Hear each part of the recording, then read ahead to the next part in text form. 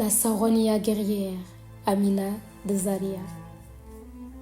Au cœur des vastes plaines de l'actuel Nigeria, où l'horizon s'étend à perte de vue, les Queens se tiennent devant une figure légendaire qui a façonné les destinées de son peuple, la reine guerrière Aoussa, Amina de Zaria. Sa présence, aussi imposante que les montagnes lointaines, captive l'attention de ses auditrices, tandis qu'elle dévoile les échos de son passé glorieux.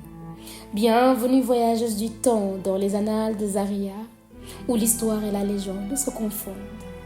Amina de Zaria, avec une voix emplie de force et de sagesse. Née vers 1530, je suis la fille de la reine Bakwa Toronko.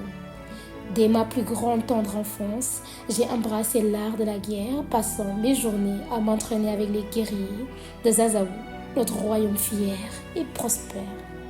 Néfertiti, captivée par la passion d'Amina pour le combat, l'écoute avec admiration.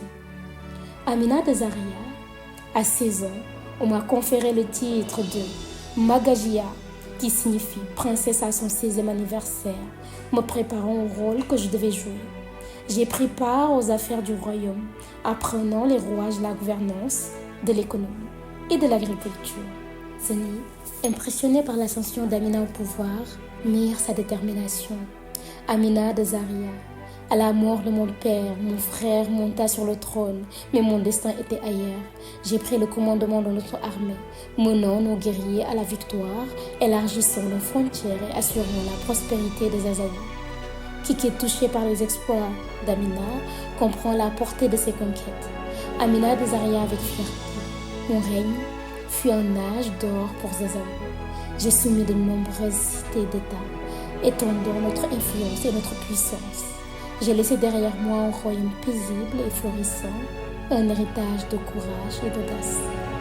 Alors que le soleil se couche sur les terres de Zazaou, illuminant les plaines d'une lumière dorée, Asseni, Kike et Nefertiti se retirent, le cœur et l'esprit emplis des récits de la reine Amina.